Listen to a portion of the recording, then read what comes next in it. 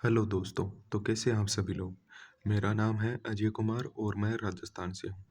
अभी आप सभी लोगों को पता है कि जल्द से जल्द दिल्ली पुलिस 2025 की भर्ती होने वाली है, जिसके फॉर्म स्टार्ट 2 सितंबर से होने वाले हैं और इसकी एग्ज़ाम डेट नवंबर दिसंबर में प्रस्तावित है।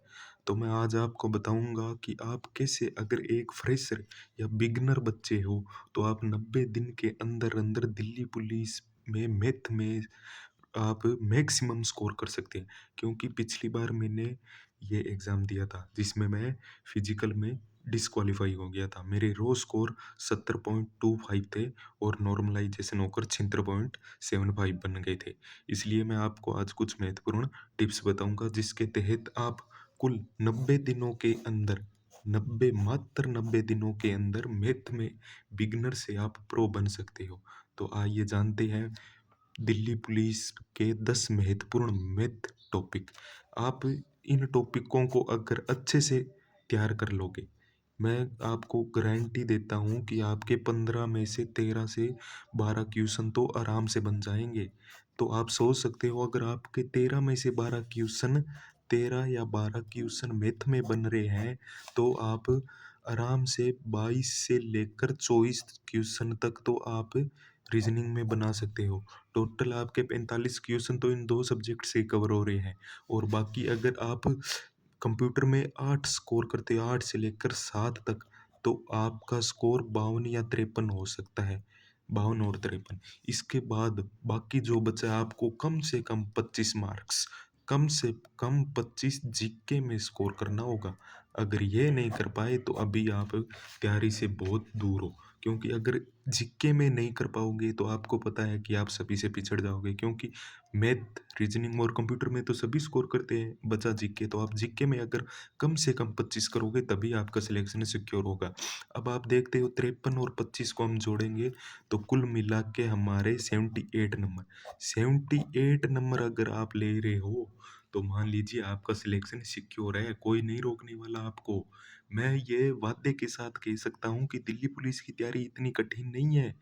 दिल्ली पुलिस की तैयारी बहुत सरल है, आपको इसे लगता है। मैंने पिछली बार सिर्फ मात्र और मात्र 2.5 महीने के अंदर 70.25 स्कोर किया था। सिर्फ 2.5 महीने के अंदर। उस वक्त मैं बीए फाइन सेकेंड ईयर में था, इसलिए मेरे एग्जाम चल रहे थे और मैं अच्छे से तैयारी नहीं कर पाया।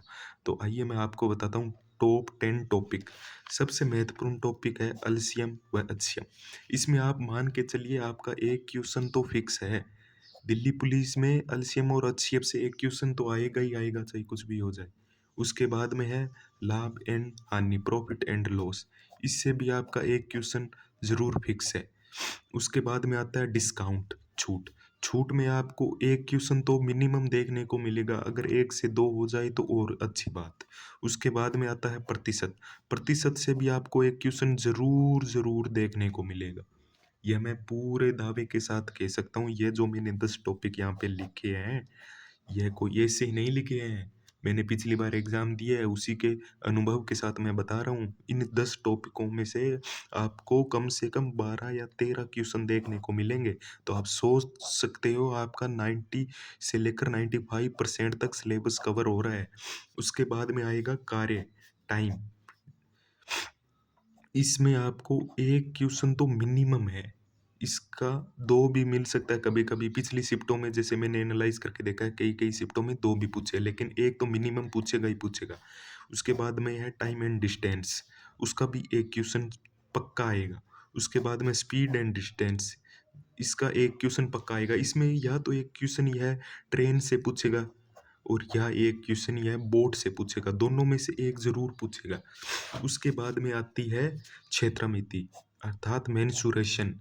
यह टॉपिक सबसे महत्वपूर्ण टॉपिकों में से एक आता है और इसमें आपको ज़्यादा दिक्कत लेने की जरूरत नहीं है। आपको इसमें से आयत, घनाभ, वर्ग और शंकु, बेलन, इन्हीं में से आपको पूछेगा। तो आप मान के चलिए दो क्वेश्चन तो मिनिमम है, इसमें दो तो जरूर आएंगे ही आएंगे। ये आप कवर कर लीजिए। उसके बाद में साधारण ब्याज और चक्रवृद्धि ब्याज। इनमें दो क्वेश्चन तो देखने को मिनिमम मिलते हैं, लेकिन कई कई बार दो तीन भी पूछ लेते हैं। इसलिए यह टॉपिक सबसे महत्वपूर्ण है। और बोर्ड मास, बोर्ड मास पर एक क्वेश्चन जरूर आता है। हर शिफ्ट में आप पिछले साल के हर शिफ्ट देख लीजिए, बोर्ड मास पर एक क्वेश्चन जरूर आता है। अब टोटल आप क्वेश्चन देखिए तो एलसीएम से 1, लाभांश से 2, छूट से 3, प्रतिशत से 4, कार्य से 5, टाइम डिस्टेंस से 6, स्पीड एंड डिस्टेंस से 7, क्षेत्र में से 30 से 2 9, साधारण ब्याज से 2 या 3, इसलिए 12, और बोर्ड मास से 1 13। मतलब 12 से लेकर 13 क्वेश्चन तो आपके इन 10 महत्वपूर्ण टॉपिकों में से बन रहे हैं। तो आप सोच लीजिए, अगर ये आपने टॉपिक कवर कर लिया तो मान लीजिए आपका सिलेक्शन कोई नहीं रोक सकता। अब मैं बताऊंगा आपको इनको 90 दिन के अंदर कैसे कवर करना है और एकदम प्रो कैसे बनना है। अगर आप इनको 90 दिन के अंदर कवर करना चाहते हो तो एलसीएम पर आपको कम से कम मिनिमम 3 दिन लगेंगे, और मैक्सिमम तो आप अगर अच्छे से पढ़ना चाहते हो तो और भी पढ़ सकते हो, लेकिन मिनिमम आपको 3 दिन ही लगेंगे। प्रॉफिट लॉस में आपको 5 दिन लगेंगे, क्लास कवर हो जाएगी। छूट में भी आपको 5 दिन लगेंगे, क्लास कवर हो जाएगी। प्रतिशत पे आपको ज़्यादा ध्यान नहीं देना है, सरल क्वेश्चन आएंगे। मैंने पिछली बार एनालाइज करके देखा है, 2 दिन में आपका टॉपिक कवर हो जाएगा। कार्य पर आपको सबसे ज़्यादा ध्यान देना है, क्योंकि इसमें हम इसको सरल समझ के छोड़ देते हैं, लेकिन ये सरल नहीं है, इससे क्वेश्चन बहुत बार टफ भी पूछ सकते हैं। इसलिए आपको मिनिमम 5 दिन लगेंगे। टाइम और डिस्टेंस में भी आपको 5 दिन लगेंगे, स्पीड एंड डिस्टेंस में 5 दिन लगेंगे, क्षेत्र मिति में आपको 5 दिन लगेंगे, साधारण ब्याज में भी आपको 8 से 10 दिन लगेंगे, अगर आप इसे अच्छे से कवर करोगे तो। ऐसे नहीं है हड़बड़ी में कवर कर लिया, क्योंकि आपके जीवन का सवाल है। अगर आप सोचिए कि 6 महीने से लेकर 8 महीने मेहनत करके अगर आप एक सरकारी नौकरी पा रहे हो, तो इसमें आपका क्या जाता है अच्छे से मेहनत। अगर आप अभी अच्छे से मेहनत करने लगोगे तभी जाके आप सफल होगे। और बोर्ड मास तो 2 दिन का काम है, 2 या 1 दिन में अगर जो अच्छे से कुल मिलाकर 45 दिन या 50 दिन में आप यह 10 टॉपिक कवर कर सकते हैं, और इससे आपका 90 से 95% मैथ का सिलेबस कवर हो जाएगा। सोच के देखिए। अब आपको मैं बताता हूँ आगे क्या करना है। 45 दिन में आपके ये 10 टॉपिक कंप्लीट हो जाएंगे। उसके बाद में आपको 45 दिन इनका रिवीजन और डेली 20 क्वेश्चन इनके प्रैक्टिस करने हैं। और संडे को 45 दिन पूरे हो जाने के बाद संडे को एक मॉक टेस्ट डेली देना है आपको। संडे को एक मॉक टेस्ट देना है ज़रूर, क्योंकि मॉक से आप एनालाइज लगा सकते हैं कि आपके नंबर कितने बन रहे हैं।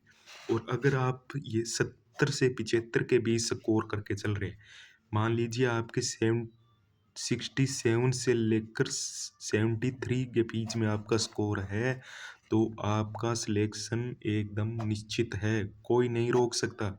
मैं ये लिख के कहता हूँ, कोई नहीं रोक सकता आपका सिलेक्शन। अगर आपको भी किसी और जैसे रीजनिंग की स्ट्रेटजी के बारे में पूछना है, जीके की स्ट्रेटजी के बारे में पूछना है, तो आप कमेंट में ज़रूर बताइए। और चैनल को सब्सक्राइब ज़रूर कीजिए और वीडियो को लाइक भी कीजिएगा। Thank you.